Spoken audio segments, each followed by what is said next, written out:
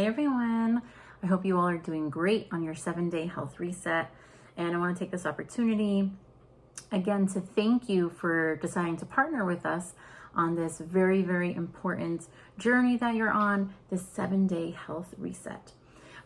Today, we are going to talk about how we can improve our sleep. Okay, we're going to discuss different skills, techniques, ideas, changes to your schedule that are going to help impact your sleep positively. Maybe right now you're not struggling with sleep and this will only just improve things for you. Or maybe you do struggle with sleep. Maybe you have a really hard time falling asleep, a really difficult time staying asleep. If so, these types of techniques are definitely going to help you to really have a much better night's sleep.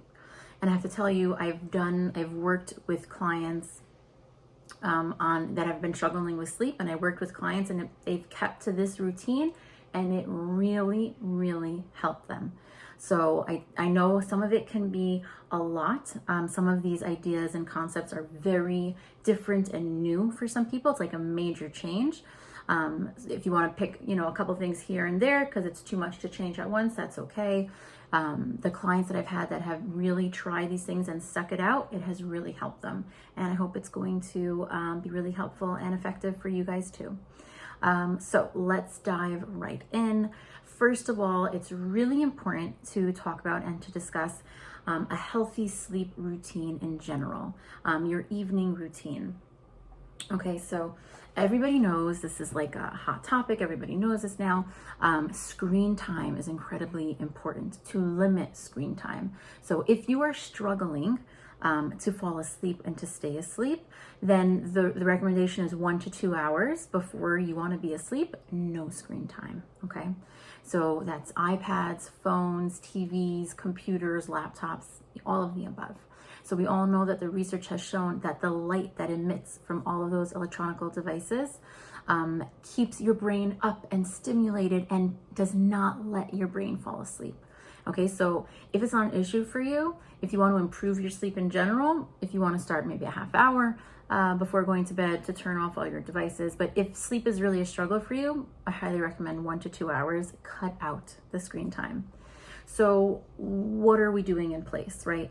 And then let's also talk about creating a relaxing nighttime routine, right? So first of all, you want to cut out all stressful conversations or activities, okay?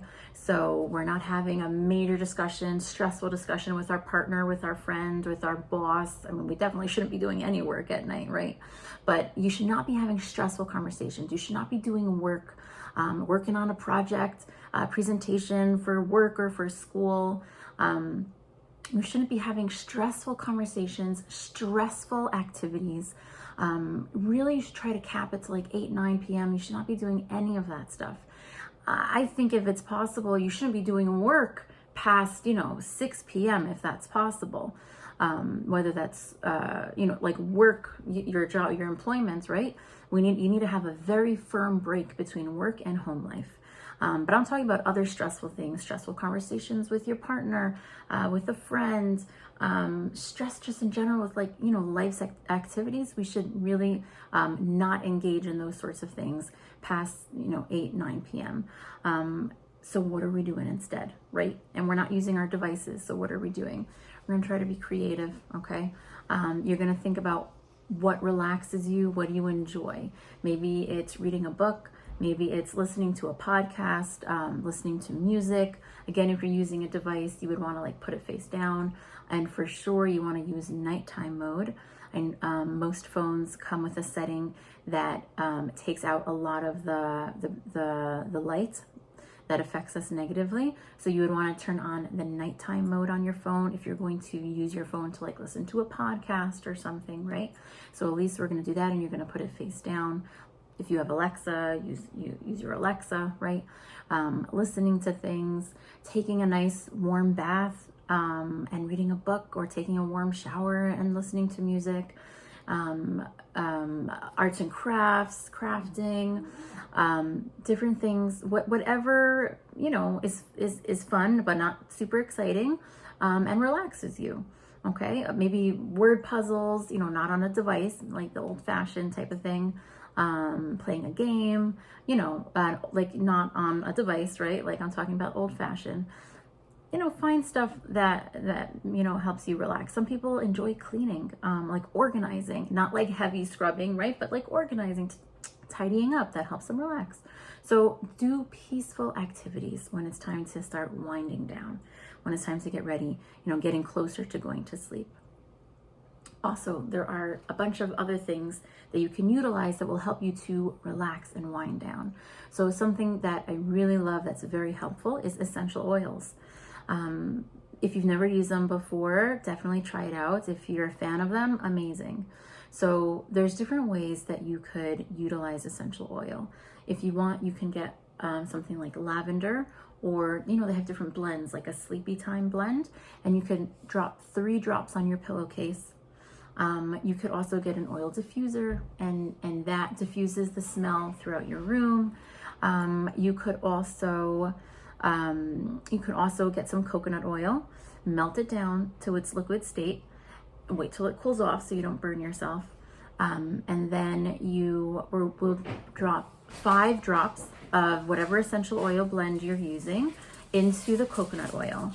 And then you're going to use that to massage into your skin, your hands, your neck, your chest. It's very peaceful, very calming, very relaxing. So essential oils are wonderful.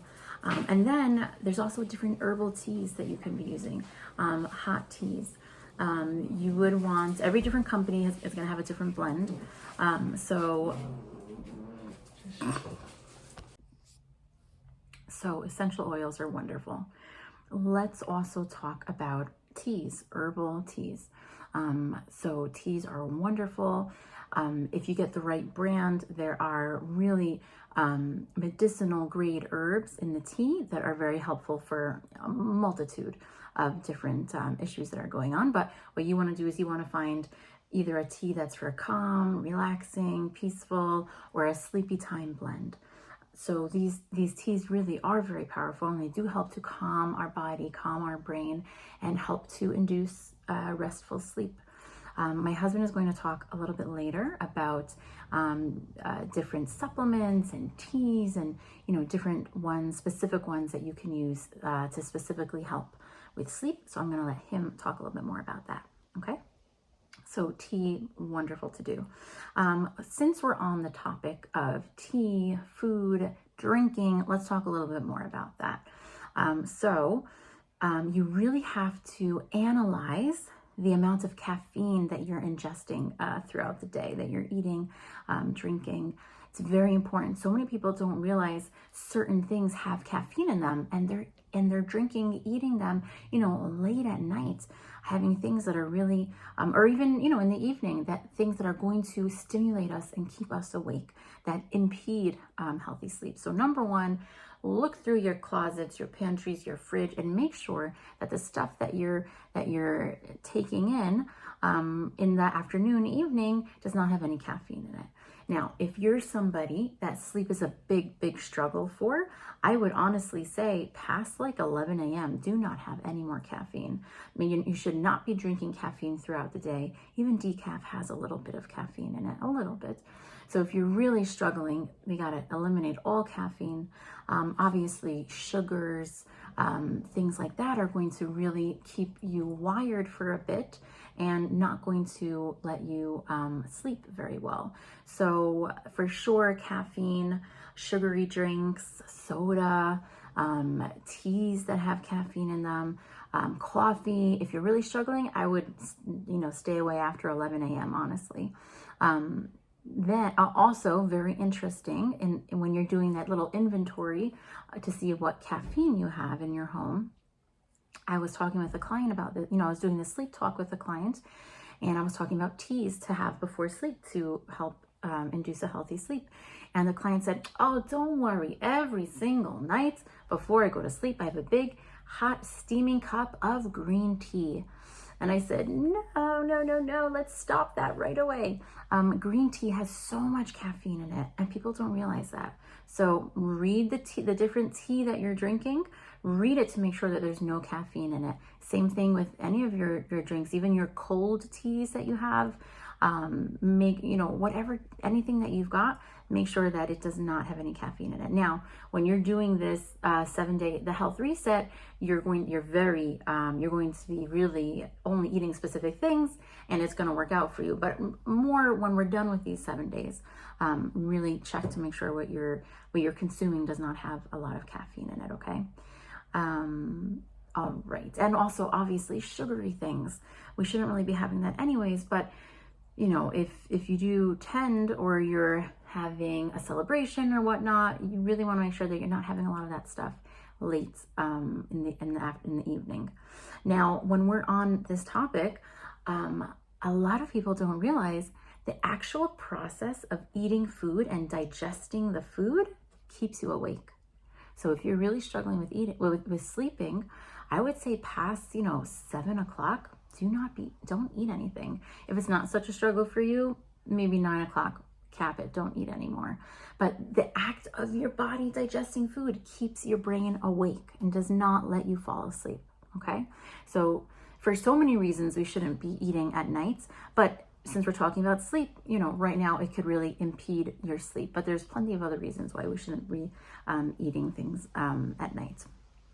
That's for another time though. Okay. So another important concept, since we're saying to not do things, is it's really important. If sleep is a struggle for you, do not exercise at night. Okay. Exercise is amazing and important, and we all need it, like hands down.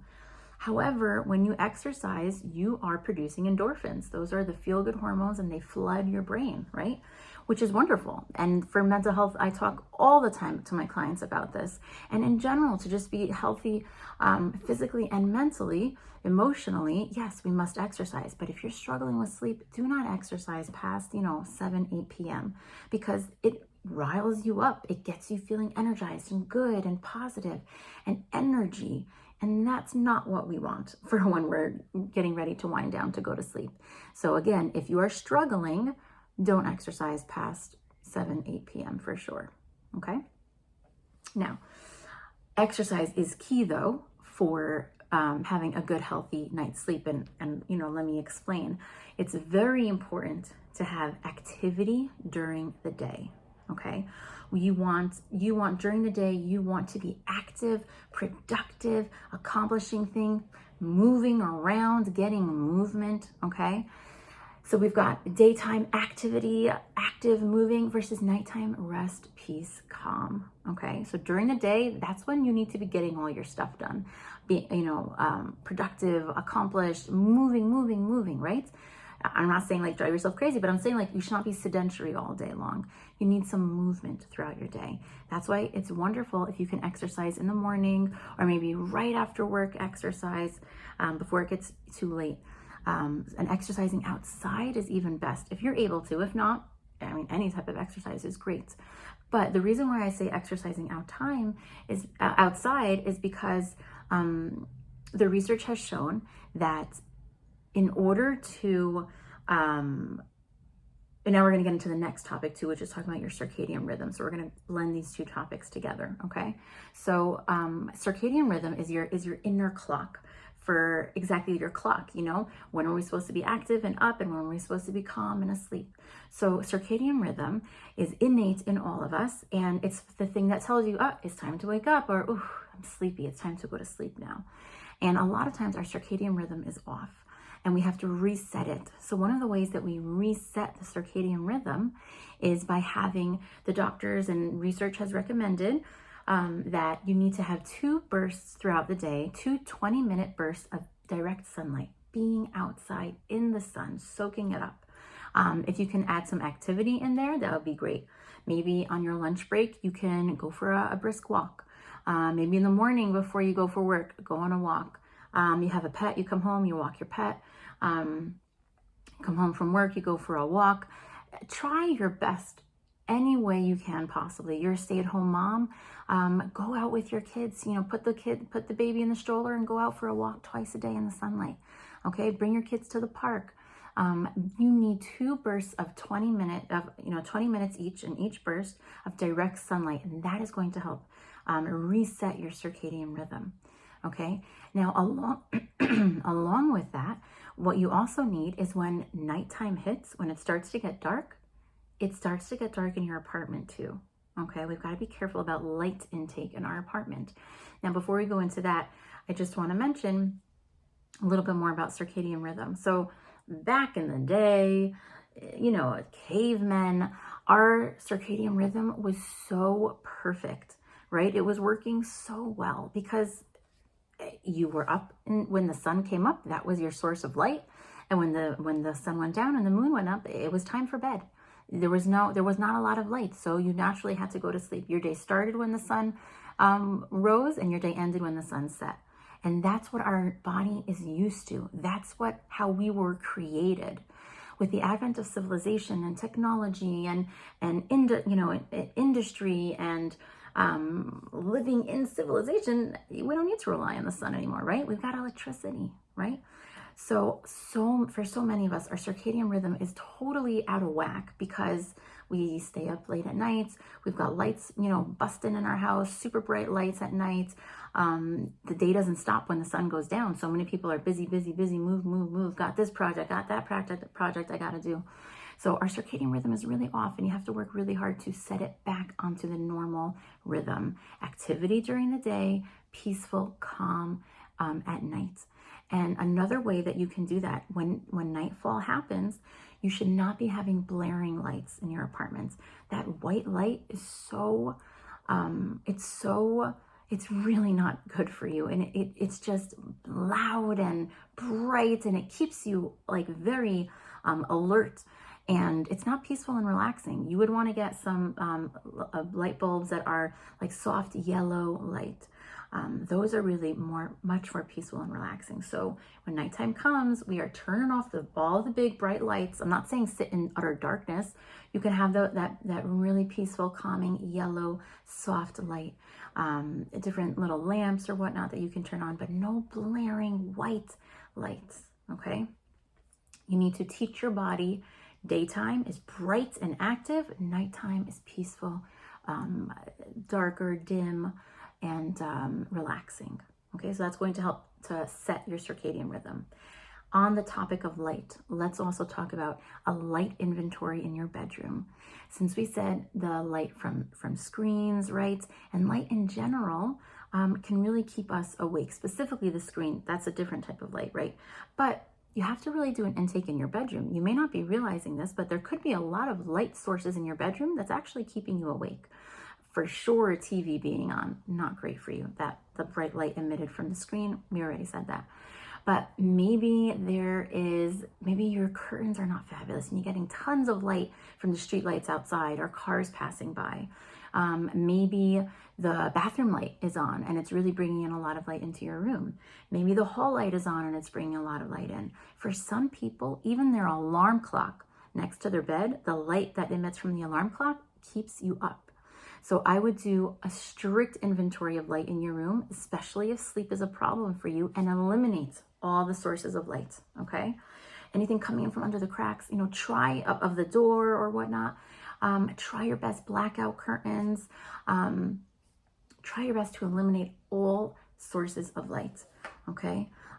Maybe you need to sleep with a night mask because the light from your alarm clock, or maybe move your alarm clock a little bit further away or something. Whatever you can do, or maybe there's light coming in from different cracks and whatnot, or you can't get the blackout curtains, then wear wear something to cover your eyes when you go to sleep at night. Okay, so doing a light inventory of your room is also very, very, very important. All right. Now I also mentioned a little bit ago that my husband is going to be talking to you about different supplements, teas, and things like that you can use that are going to help you to have a peaceful, relaxing, restful sleep. Okay, so he's going to talk to you about that. So we spoke about a lot of different changes and different ways of running your day that will really, really help to be beneficial in having a good, restful night's sleep. And some people are able to just jump right in and do everything at once, and it's really effective for them. Some people, it's too much, and you pick your things here and there that you want to try. And when you're able to, you can add more. All right, so I'm wishing all of you a beautiful, restful sleep. And I'm wishing all of you good luck on the rest of the 7-day health reset. And we'll be seeing you soon. Take care. Bye.